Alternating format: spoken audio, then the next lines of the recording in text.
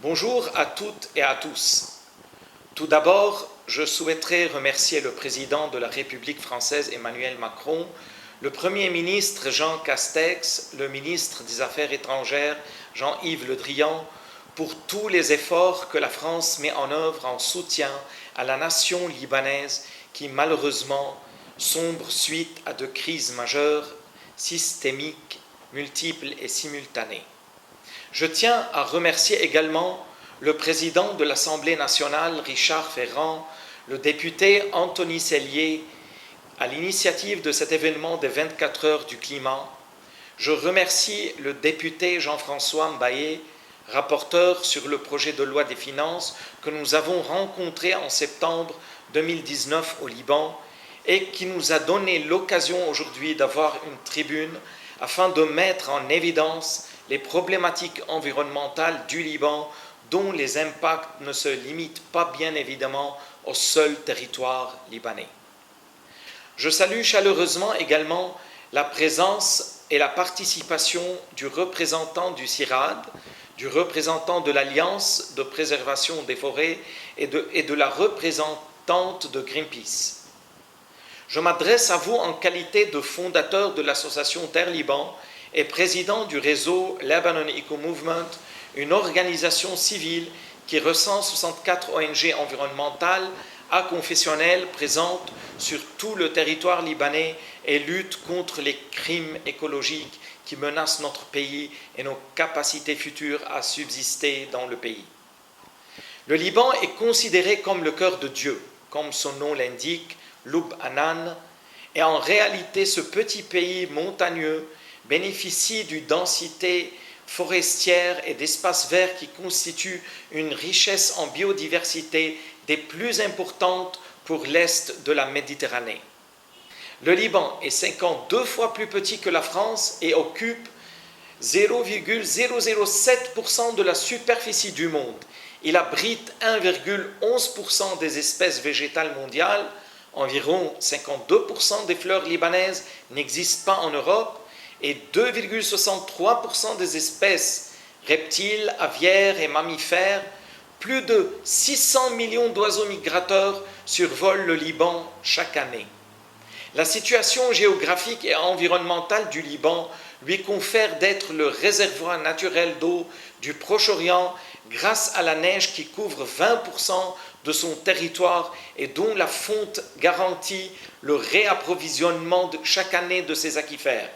La nature du Liban garantit ainsi l'approvisionnement en eau non seulement à sa population, mais également aux pays voisins. Le changement climatique, les risques de désertification qui d'ici 15 ans pourraient bouleverser une grande partie de notre territoire national sur toute la région de la Bekaa, qui est aujourd'hui une zone essentiellement agricole. Dans le temps, 70% du territoire libanais était couvert de forêts de cèdres, de sapins, de genévriers, de chênes et de pins. Actuellement, il ne nous reste plus que 10% de ces forêts. Ce reste de forêt est menacé par les incendies, les carrières, les grands barrages, les constructions, les routes, les parasites et les maladies qui tuent nos cèdres millénaires. Les chercheurs du CNRS Liban en climatologie, les chercheurs de l'Université de Montpellier, le Plan Bleu, les instituts de prospective sur la Méditerranée nous alertent sur les changements climatiques importants constatés depuis 60 ans et les différents scénarios d'évolution du climat dans notre région qui ne sont guère rassurants pour la préservation de la biodiversité d'une part, mais forcément qui auront un rôle important sur la stabilité de la région du Proche-Orient. Notons toutefois que le Liban a un atout de poids également, faisant partie des réalités physiques incontournables. La nature de ses sols lui confère une capacité de stockage des eaux d'une quantité de plusieurs milliards de mètres cubes qui serait largement suffisant pour couvrir tous nos besoins et si nous mettons tout en œuvre pour garantir la qualité des eaux en protégeant la surface de toute pollution.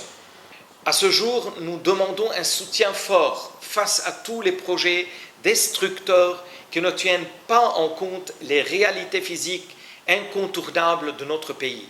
Le rôle et l'importance du Liban en tant qu'oasis verte au Moyen-Orient doivent être préservés. Notre pays a besoin du soutien de la communauté internationale pour sortir de sa crise économique, humanitaire et environnementale en soutenant des projets de développement durable. En avril 2018, une conférence CEDRE a été tenue à Paris pour financer des projets d'incinération des déchets, des barrages hydrauliques et des routes considérés comme des projets non liés au développement durable.